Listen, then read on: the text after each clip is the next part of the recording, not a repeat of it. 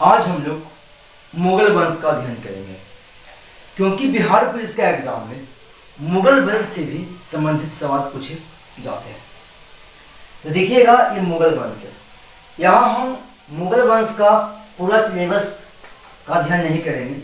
यहाँ हमें मुगल वंश का पूरा टॉपिक नहीं पढ़ना, बस वो सब टॉपिक देखेंगे जो एग्जाम में पूछे जाते हैं, यानी बिहार पुलिस के एग्जाम में पूछे जाते हैं, बस वही सब टॉपिक देखेंगे। तो यहाँ लिखा हुआ है कि मुगल वंश के शासकों का क्रम संख्या बताइए, यानी मुगल वंश के राजा का क्रम संख्या बताइए। तो इसका ट्रिक है साहब, बहु आदि शाहजहां और बहादुर है। बहु आदि शाहजहां और बहादुर है, यानी इसका मतलब ये हुआ कि कोई व्यक्ति कह रहा है कि बहु आज शाहजहां और बहादुर है।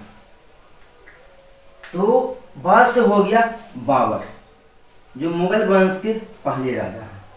और हू से हो गया हुमायूं, जो मुगल वंश के दूसरे राजा हैं। तो बहु का मतलब ये हुआ बाबर और हुमायूं। बाबर मुगल वंश के पहले राजा और हुमायूं मुगल वंश का दूसरे राजा। उसके बाद है आज। आज से हो गया अकबर, ये मुगल वंश के तीसरे राजा हैं। जा से हो गया जहांगीर, ये मुगल वंश के चौथे राजा हैं। और शाहजहां से शाहजहां, ये मुगल वंश के पांचवें राजा हैं। और से हो गया औरंगजेब, ये मुगल वंश के छठे राजा हैं।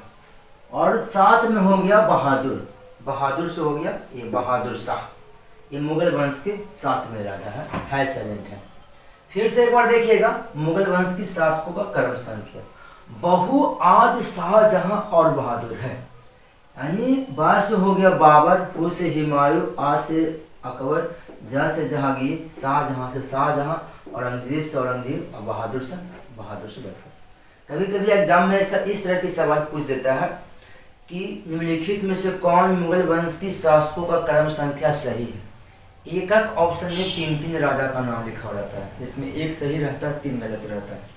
तो वैसे सवालों का जवाब आप इस माध्यम से दे सकते हैं। ऐसे देखिएगा, मुगल वंश में मंत्री परिषद को, हमारे यहाँ जो मंत्री परिषद जो होते हैं ना, तो मुगल वंश में मंत्री परिषद को विजारत कहा जाता था। अगर पूछा जाए आपसे कि मुगल वंश में मंत्री परिषद को क्या कहा जाता था, तो विजारत। सम्राट के घरेलू विभागों का प्रधान, सम्राट के घरेलू विभागों की प्रधान को क्या कहा जाता था, तो वो था मीर समान, मीर समान। तो अगर आपसे पूछा जाए कि मुगल काल में सम्राट के यानी राजा के घरेलू विभाग के जो प्रधान होते थे उसे क्या कहा जाता था, तो मीर समान। अब आगे है, सूचना एवं गुप्तचर विभाग के प्रधान को मुगल वंश में क्या कहा जाता था, तो इसे कहा जाता था दरोगा-ए-डाक, दरोगा-ए-डाक। तो सूचना एवं गुप्तचर विभाग के प्रधान दरोगा-ए-डाक चौकी कहा जाता था। हाँ, दरोगा-ए-डाक चौकी होगा, दरोगा-ए-डाक चौकी। और देखिएगा, ये मुगल वंश है। तो मुगल वंश का जो संस्थापक है वो बाबर है। अगर आपसे पूछा जाए कि मुगल वंश का संस्थापक कौन है, तो वो कौन होगा, बाबर। बाबर का जन्म 14 फरवरी 1483 ईस्वी को हुआ था। इनका जन्म हुआ था समरकंद में। ये समरकंद पड़ता है उज्बेकिस्तान में। उज्बेकिस्तान आपका एशिया महादेश के सेंट्रल एशिया में है, यानी मध्य एशिया में है। तो बाबर का जन्म मध्य एशिया के उज्बेकिस्तान के समरकंद में 14 फरवरी 1483 ईस्वी में हुआ था। इनका बचपन का नाम यानी इनका मूल नाम जहुरुद्दीन मोहम्मद था। बाबर भारत पर 5 बार आक्रमण किया था। बाबर जो है वो भारत पर 5 बार आक्रमण किया था। इसका 5वां आक्रमण जो था ना, वो इब्राहिम लोधी के विरुद्ध था, इब्राहिम लोधी के विरुद्ध था। बाबर को भारत लाने का किसी का प्लानिंग था, वो पंजाब के राजा था और इब्राहिम लोधी का ही अंकल थे, यानी उनके चाचा थे। तो इब्राहिम लोधी लोधी वंश का अंतिम राजा था। इब्राहिम लोदी लोदी वंश का एक ऐसे राजा थे जो युद्ध भूमि में मारे गए थे। तो देखिएगा, यानी बाबर भारत पर 5 बार आक्रमण किया था। इसका 5वां आक्रमण लोदी वंश के राजा इब्राहिम लोदी के खिलाफ था। अब सवाल है कि बाबर किस दर्रा को पार करके भारत आया था। तो ये जो बाबर है ना, वो खैबर दर्रा को पार करके आया था। इस तरह से यह इस तरह से है। ये अफगानिस्तान हो गया और ये हो गया पाकिस्तान, और यहाँ पे खैबर दर्रा है। यहाँ पे क्या है? खैबर दर्रा है। तो हमसे पूछता है कि खैबर दर्रा किन 2 देशों की सीमा रेखा पे है? खैबर दर्रा किन 2 देशों की सीमा रेखा पे है? तो वो है अफगानिस्तान और पाकिस्तान। लेकिन ये खैबर दर्रा किस देश में है? तो वो है अफगानिस्तान में। किस देश में है? अफगानिस्तान में। अब देखिएगा, ये जो बाबर है ना, वो युद्ध लड़े हैं। बाबर द्वारा लड़े गए यहाँ पे 4 युद्ध हैं। यानी बाबर कौन कौन सा युद्ध लड़ा है? देखिएगा, बाबर द्वारा लड़ाए गए युद्ध में इसका ट्रिक है पान खो चल घर। यानी बाबर कौन कौन सा युद्ध लड़ा है, उसका ट्रिक है पान खो चल घर। तो 500 हो गया पानीपत का प्रथम युद्ध। तो पानीपत का प्रथम युद्ध जो हुआ था ना, तो देखिएगा, ये मान लेते हैं पानीपत के मैदान है। ये पानीपत के क्या है? मैदान है। ये पानीपत है। पानीपत पानीपत को अभी बुनकरों का शहर कहा जाता है। बुनकरों का शहर। पानीपत को बुनकरों का शहर कहा जाता है। तो पानीपत के मैदान में बाबर और इब्राहिम लोदी के बीच युद्ध होने वाला था। तो बाबर और इब्राहिम लोदी की सेना पानीपत के मैदान में 12 अप्रैल को आया था। लेकिन ये युद्ध लड़ना शुरू किया था 21 अप्रैल को। ये युद्ध लड़ना कब शुरू किया था? 21 अप्रैल को। तो पानीपत के मैदान में बाबर और इब्राहिम लोदी की सेना 12 अप्रैल को ही आमने सामने हुआ था, लेकिन युद्ध लड़ा था 21 अप्रैल को। पानीपत के युद्ध में बाबर ने तुगलकनामा नीति अपनाया था। तुगलकनामा नीति। और इस युद्ध में इन्होंने तोप का प्रयोग किया। तोप और बारूद का प्रयोग किया। अगर कभी पूछा जाए कि भारत में सबसे पहले बारूद का इस्तेमाल कौन किया था युद्ध लड़ने के लिए, तो वो है बाबर। वो कौन है? बाबर। बाबर तोप का भी इस्तेमाल किया था, और तोप चलाने के लिए इन्होंने दो व्यक्ति को बुलाया था जो निशानेबाज था। अब देखिएगा, ये तो हो गया आपका। एक का नाम था उस्ताद अली, दूसरा का नाम था मुस्तफा। ये भी पूछ सकता, कोई बड़ी बात नहीं है। तो बाबर ने इब्राहिम लोदी के खिलाफ पानीपत के युद्ध में बारूद का इस्तेमाल किया, तोप का इस्तेमाल किया। ये जो तोप का इस्तेमाल किए थे, इसके लिए उन्होंने 2 निशानेबाज बुलवाए। एक उस्ताद अली और दूसरा था मुस्तफा। बताया जाता है कि एक दिन में ही 21 अप्रैल को ही शाम होते होते पानीपत के प्रथम युद्ध में बाबर का जीत और इब्राहिम लोदी का हार हो गया। बाबर ने इब्राहिम लोदी का हत्या कर दिया।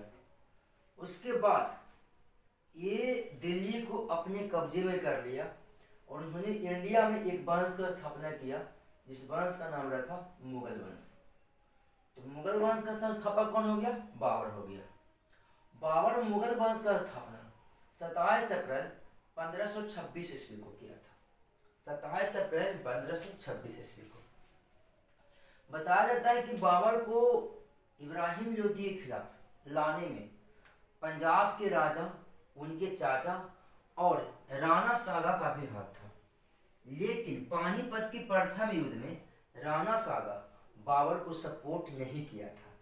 इसीलिए पानीपत के प्रथम युद्ध के बाद बाबर ने राणा सागा के भी खिलाफ युद्ध छेड़ दिया, जो खानवा के युद्ध से के नाम से जाने जाते हैं।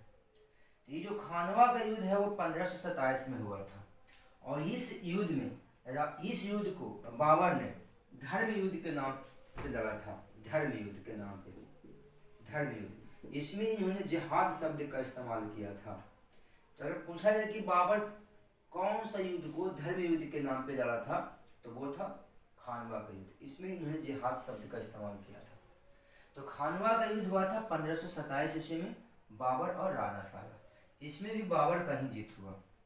चंदेरी का जो युद्ध हुआ ना वो 1528 ईस्वी में हुआ, वो बाबर और मेदिनी राय का के बीच में हुआ। इसमें भी बाबर का ही हार हुआ और मेदिनी राय का इसमें बाबर का जीत हुआ और मेदिनी राय का हार हो गया। बताया जाता है कि मेदिनी राय की बेटी से बाबर ने अपनी बेटे का विवाह कर दिया था और बाबर ने ये बता दिया कि अब हम इंडिया छोड़कर जाने वाले नहीं हैं। उसके बाद चौथा युद्ध हुआ है घाघरा का युद्ध। ये घाघरा का युद्ध हुआ जो बिहार में हुआ। आपसे पूछ सकता है कि बाबर कौन सा युद्ध बिहार में लड़ा था, तो वह घाघरा का युद्ध। घाघरा का युद्ध 1529 में हुआ था और ये अफगानों के साथ हुआ था। तो बाबर 4 युद्ध लड़ा और चारों में बाबर का ही जीत हुआ। किसका जीत हुआ? बाबर का ही जीत हुआ। अब देखिएगा, ये जो हुमायूं है ना, ये मुगल वंश के सेकंड राजा है, यानी हुमायूं मुगल वंश का दूसरे राजा है। हुमायूं भी कुछ युद्ध लड़े हैं और इसका ट्रिक है देवरा चोर बलमा सरहिंद। तो हुमायूं द्वारा लड़े गए युद्ध, यानी हुमायूं कौन कौन सा युद्ध लड़ा था, तो देवरा चोर बलमा सरहिंद। तो देवरा से हो गया दहौरिया का युद्ध जो 1532 में लड़ा गया था हुमायूं और मोहम्मद लोदी के बीच। तो देवरा से हो गया दहौरिया का युद्ध। ये दहौरिया का युद्ध 1532 में लड़ा गया था हुमायूं और मोहम्मद लोदी के बीच। इस युद्ध में हुमायूं का जीत हुआ। इस युद्ध में हुमायूं का जीत हुआ और मोहम्मद लोदी का हार हो गया। हुमायूं उसके बाद चौसा का युद्ध लड़ा। यहाँ पे लिखा हुआ है चोर। चोर का मतलब है चौसा का युद्ध। चौसा का युद्ध 1539 में लड़ा था। ये युद्ध हुमायूं और शेर शाह सूरी के बीच हुआ था। इसमें हुमायूं की हार और शेर शाह सूरी की जीत हुई थी। यानी चौसा का जो युद्ध हुआ था वो मुगल वंश के दूसरे राजा हुमायूं और बिहार के सासाराम के रहने वाले शासक शेर शाह सूरी के बीच हुआ था।